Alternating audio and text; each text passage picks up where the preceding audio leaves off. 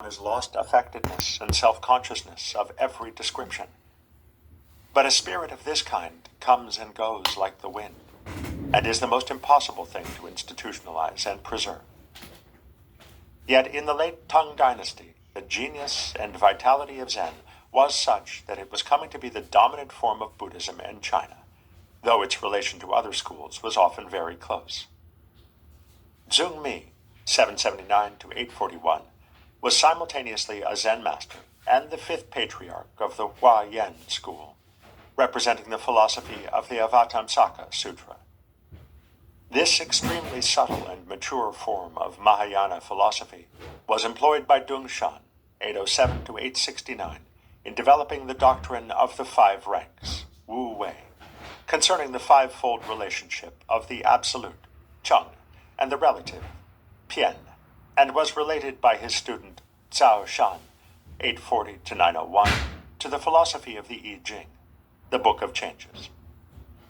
Fa Yin, 885 to 958, and Fen Yang, 947 to 1024, were also influential masters who made a deep study of the Huayan, and to this day it constitutes, as it were, the intellectual aspect of Zen.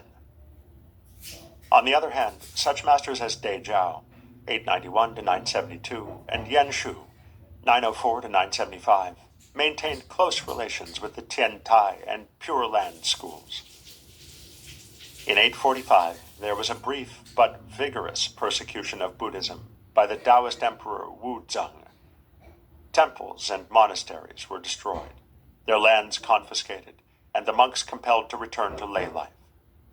Fortunately, his enthusiasm for Taoist alchemy soon involved him in experiments with the elixir of immortality, and from partaking of this concoction, he shortly died. Zen had survived the persecution better than any other school, and now entered into a long era of imperial and popular flavor. Hundreds of monks thronged to its wealthy monastic institutions, and the fortunes of the school so prospered, and its numbers so increased, that the preservation of its spirit became a very serious problem.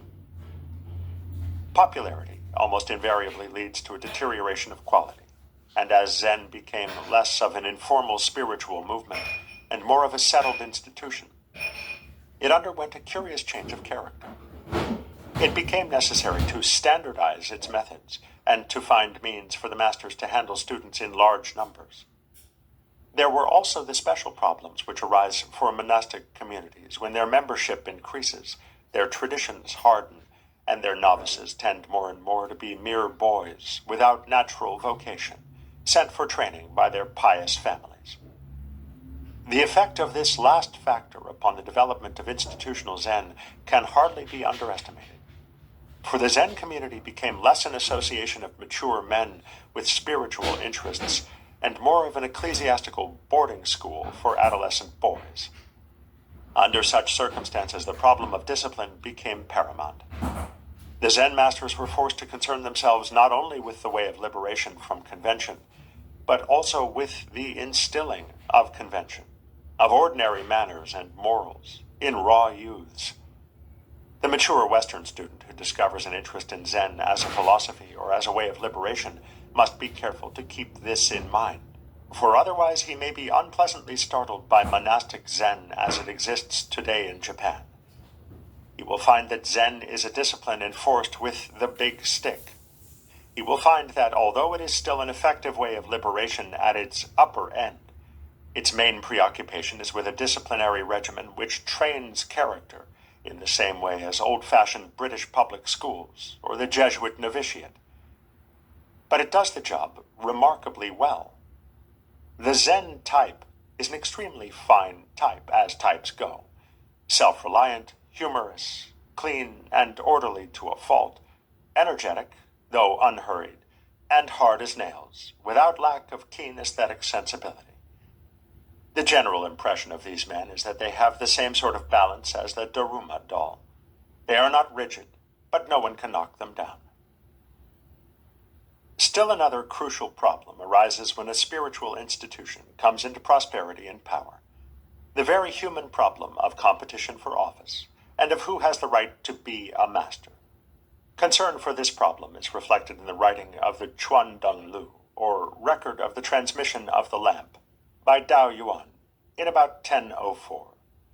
For one of the main objects of this work was to establish a proper apostolic succession for the Zen tradition, so that no one could claim authority unless his satori had been approved by someone who had been approved, right back to the time of the Buddha himself. Nothing, however, is more difficult than establishing proper qualifications in the imponderable realm of spiritual insight. Where the candidates are few, the problem is not so grave, but where one master is responsible for some hundreds of students, the process of teaching and testing requires standardization. Zen solved this problem with remarkable ingenuity, employing a means which not only provided a test of competence, but, what was much more, a means of transmitting the Zen experience itself with a minimum of falsification. This extraordinary invention was the system of the Gung-an, Japanese koan, or Zen problem. Literally, this term means a public document, or case, in the sense of a decision creating a legal precedent. Thus, the koan system involves passing a series of tests based on the mondo, or anecdotes of the old masters.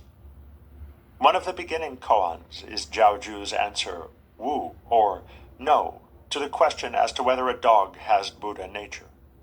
The student is expected to show that he has experienced the meaning of the koan by a specific and usually nonverbal demonstration, which he has to discover intuitively. The period of prosperity, which came with the 10th and 11th centuries, was attended by a sense of loss of spirit, which in turn gave rise to much study of the great tongue masters. Their anecdotes were subsequently collected in such anthologies as the Bi Yen Lu, 1125, and the Wu Men Kuan, 1229. The use of these anecdotes for the koan method was originated by Yuan Wu, 1063 to 1135, and his disciple Da Hui, 1089 to 1163, in the 10th or 11th generation of descent from Lin Ji. However, something which already began to resemble it was employed by Huang Lung, 1002 to 1069, in order to cope with his particularly large following. He devised 3 test questions known as Huang Lung's 3 barriers. Question: everybody has a place of birth. Where is your place of birth? Answer: early this morning I ate white rice gruel. Now I'm hungry again. Question: how is my hand like the Buddha's hand? Answer: playing the lute under the moon. Question: how is my foot like a donkey's foot? Answer: when the white heron stands in the snow, it has a different color.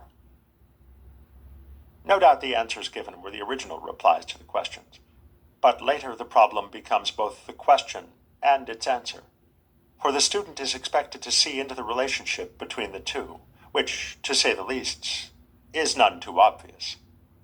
For the moment, it is enough to say that every koan has a point, which is some aspect of Zen experience, that its point is often concealed by being made very much more apparent than one would expect, and that koans are concerned not only with the primary awakening to the void, but also with its subsequent expression in life and thought.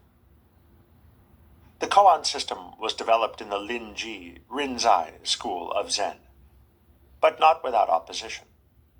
The Soto school felt that it was much too artificial, whereas the koan advocates used this technique as a means for encouraging that overwhelming feeling of doubt, I Ching, which they felt to be essential as a prerequisite for satori. The Soto school argued that it lent itself too easily to that very seeking for satori, which thrusts it away, or, what is worse, induces an artificial satori.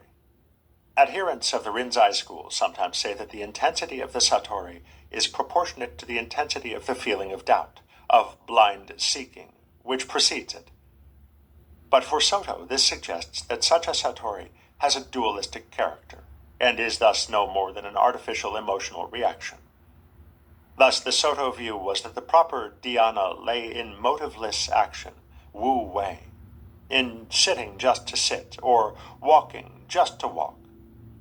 The two schools therefore came to be known respectively as Kanhua Zen, observing the anecdote Zen, and Mojiao Zen, silently illumined Zen. The Rinzai school of Zen was introduced into Japan in 1191 by the Japanese Tiantai monk Eisai, 1141 to 1215, who established monasteries at Kyoto and Kamakura under imperial patronage. The Soto school was introduced in 1227 by the extraordinary genius Dogen, 1200 to 1253, who established the great monastery of Eiheiji, refusing, however, to accept imperial favors. It should be noted that Zen arrived in Japan shortly after the beginning of the Kamakura era, when the military dictator Yoritomo and his samurai followers had seized power from the hands of the then somewhat decadent nobility. This historical coincidence provided the military class, the samurai, with a type of Buddhism which appealed to them strongly because of its practical and earthy qualities, and because of the directness and simplicity of its approach. Thus there arose that peculiar way of life called Bushido, the Tao of the warrior, which is essentially the application of Zen to the arts of war. The association of the peace-loving doctrine of the Buddha with the military arts has always been a puzzle to Buddhists of other schools. It seems to involve the complete divorce of awakening from morality. But one must face the fact that, in its essence, the Buddhist experience is a liberation from conventions of every kind, including the moral conventions. On the other hand, Buddhism is not a revolt against convention. And in societies where the military caste is an integral part of the conventional structure, and the warrior's role an accepted necessity, Buddhism will make it possible for him to fulfill that role as a Buddhist. The medieval cult of chivalry should be no less of a puzzle to the peace-loving Christian. The contribution of Zen to Japanese culture has by no means been confined to Bushido.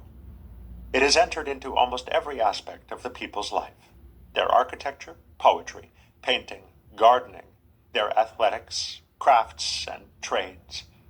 It has penetrated the everyday language and thought of the most ordinary folk.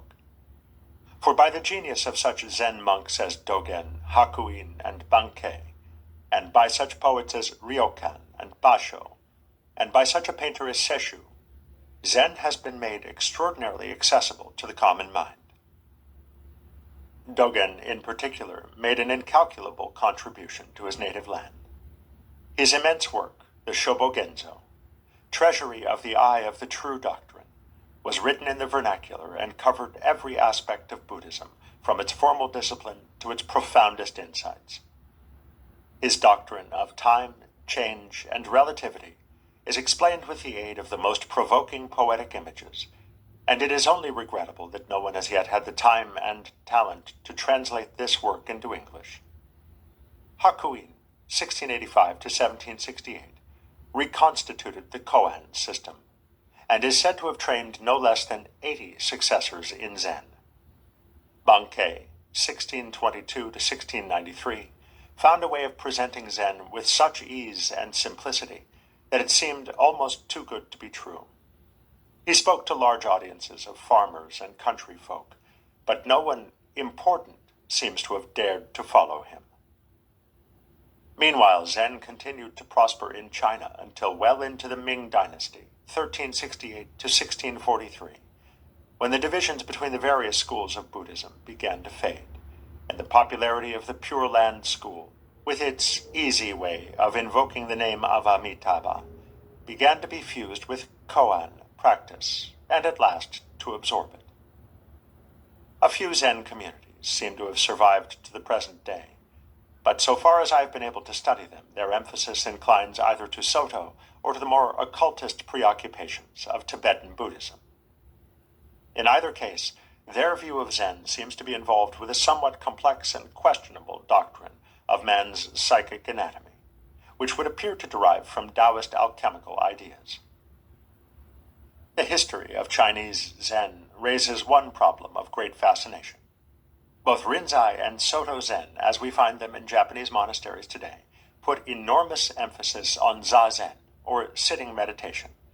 a practice which they follow for many hours of the day, attaching great importance to the correctness of posture and the way of breathing which it involves.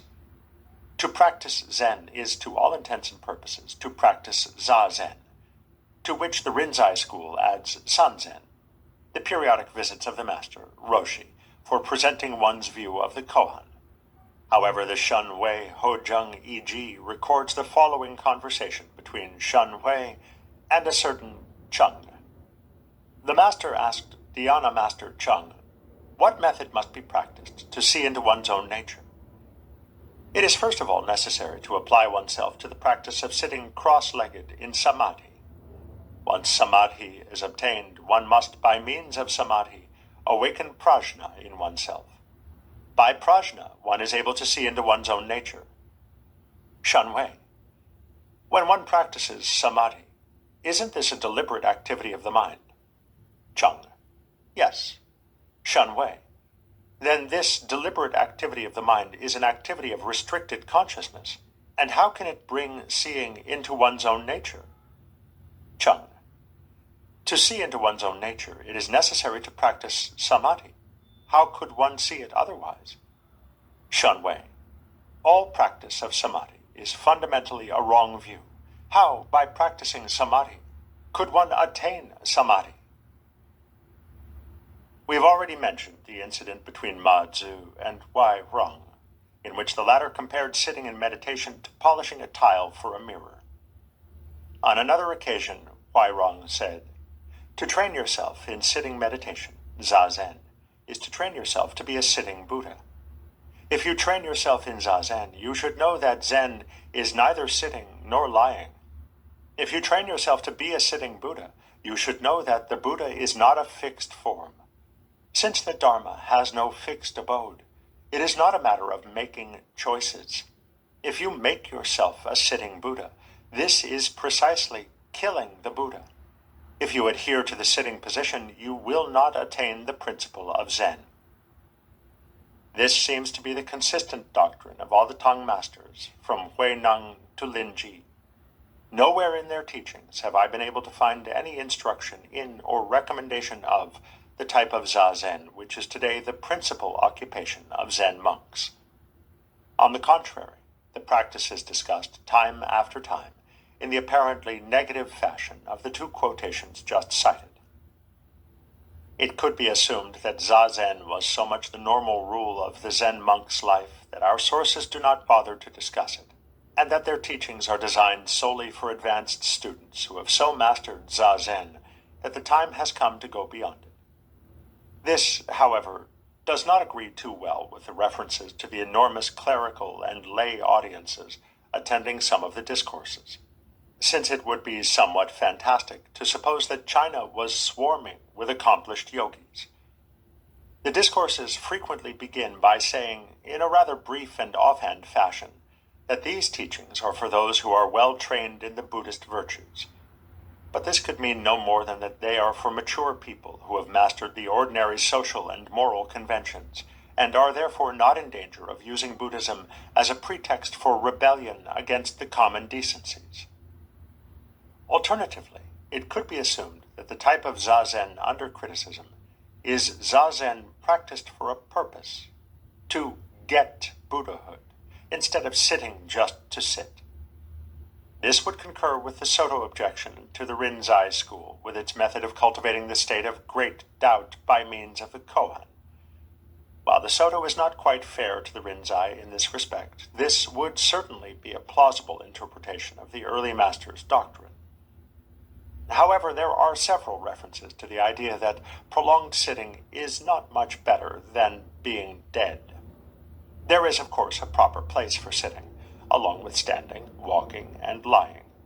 But to imagine that sitting contains some special virtue is attachment to form. Thus, in the Tanjing, Huineng says, a living man who sits and does not lie down, a dead man who lies down and does not sit. After all, these are just dirty skeletons. Even in Japanese Zen, one occasionally encounters a Zen practice which lays no special emphasis upon Zazen, but rather stresses the use of one's ordinary work as the means of meditation. This was certainly true of Bankei, and this principle underlies the common use of such arts as tea ceremony, flute playing, brush drawing, archery, fencing, and jujutsu as ways of practicing Zen.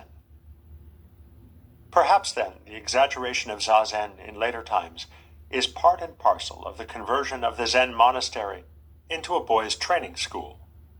To have them sit still for hours on end under the watchful eyes of monitors with sticks is certainly a sure method of keeping them out of mischief.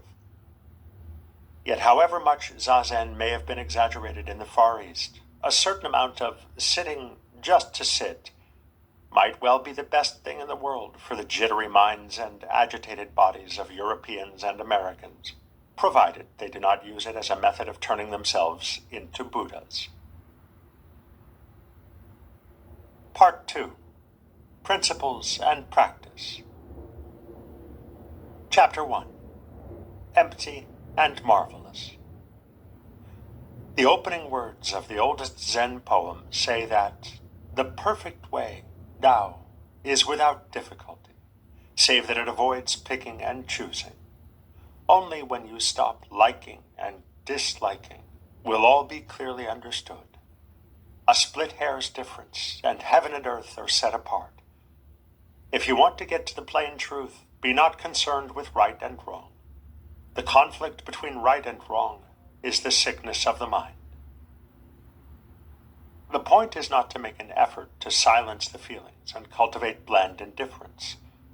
It is to see through the universal illusion that what is pleasant or good may be wrested from what is painful or evil. It was a first principle in Taoism that when everyone recognizes beauty as beautiful, there is already ugliness. When everyone recognizes goodness as good, there is already evil. To be and not to be arise mutually. Difficult and easy are mutually realized. Long and short are mutually contrasted. High and low are mutually posited. Before and after are in mutual sequence. To see this is to see that good without evil is like up without down, and that to make an ideal of pursuing the good is like trying to get rid of the left by turning constantly to the right. One is therefore compelled to go round in circles. The logic of this is so simple that one is tempted to think it over simple. The temptation is all the stronger because it upsets the fondest illusion of the human mind, which is that in the course of time everything may be made better and better. For it is the general opinion that were this not possible, the life of man would lack all meaning and incentive. The only alternative to a life of constant progress is felt to be a mere existence, static and dead, so joyless and inane that one might as well commit suicide. The very notion of this only alternative shows how firmly the mind is bound in a dualistic pattern, how hard it is to think in any other terms than good or bad, or a muddy mixture of the two. Yet Zen is a liberation from this pattern, and its apparently dismal starting point is to understand the absurdity of choosing, of the whole feeling that life may be significantly improved by a constant selection of the good. One must start by getting the feel of relativity, and by knowing that life is not a situation from which there is anything to be grasped or gained, as if it were something which one approaches from outside, like a pie or a barrel of beer. To succeed is always to fail, in the sense that the more one succeeds in anything, the greater is the need to go on succeeding. To eat is to survive to be hungry. The illusion of significant improvement arises in moments of contrast, as when one turns from the left to the right on a hard bed. The position is better so long as the contrast remains, but before long the second position begins to feel like the first, and so one acquires a more comfortable bed, and for a while sleeps in peace. But the solution of the problem leaves a strange vacuum in one's consciousness, a vacuum soon filled by the sensation of another intolerable contrast, hitherto unnoticed, and just as urgent, just as frustrating as the problem of the hard bed. The vacuum arises because the sensation of comfort can be maintained only in relation to the sensation of discomfort, just as an image is visible to the eye only by reason of a contrasting background. The good and the evil, the pleasant and the painful, are so inseparable, so identical in their difference, like the two sides of a coin, that fair is foul and foul is fair. Or, in the words of a poem in the Zenrin Kushu, to receive trouble is to receive good fortune. To receive agreement is to receive opposition. Another puts it more vividly. At dusk the cock announces dawn. At midnight the bright sun. Zen does not, for this reason, take the attitude that it is so futile to eat when hungry that one may as well starve, nor is it so inhuman as to say that when we itch we should not scratch. Disillusionment with the pursuit of the good does not involve the evil of stagnation as its necessary alternative, for the human situation is like that of fleas on a hot griddle. None of the alternatives offer a solution, for the flea who falls must jump, and the flea who jumps must fall. Choosing is absurd, because there is no choice. To the dualistic mode of thought, it will therefore seem that the standpoint of Zen is that of fatalism, as opposed to free choice.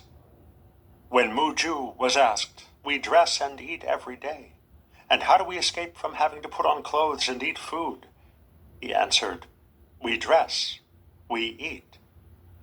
"I don't understand," said the monk. "If you don't understand, put on your clothes and eat your food." On being asked how to escape from the heat, another master directed the questioner to the place where it is neither hot nor cold. When asked to explain himself, he replied, "In summer we sweat, in winter we shiver." Or as a poem puts it, "When cold, we gather round the hearth before the blazing fire. When hot, we sit on the bank of the mountain stream in the bamboo grove." And from this point of view, one can see the sun in the midst of the rain, scoop clear water from the heart of the fire. But the viewpoint is not fatalistic.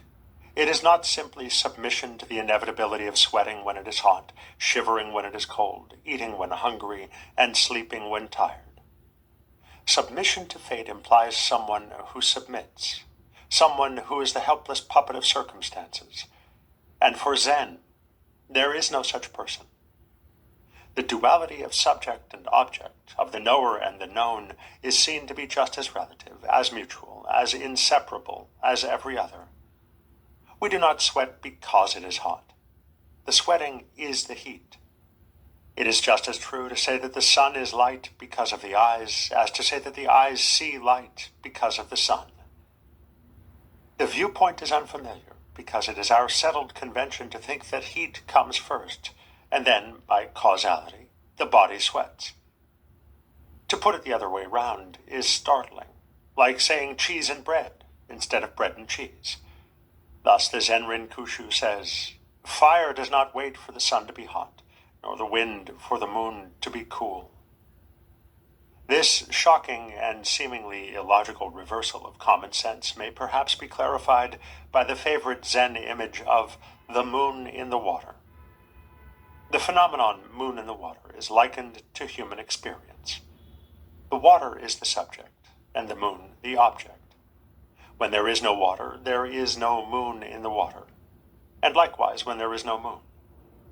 But when the moon rises, the water does not wait to receive its image, and when even the tiniest drop of water is poured out, the moon does not wait to cast its reflection. For the moon does not intend to cast its reflection, and the water does not receive its image on purpose. The event is caused as much by the water as by the moon, and as the water manifests the brightness of the moon manifests the clarity of the water. Another poem in the Zenrin Kushu says, "Trees show the bodily form of the wind. Waves give vital energy to the moon." To put it less poetically, human experience is determined as much by the nature of the mind and the structure of its senses as by the external objects whose presence the mind reveals. Men feel themselves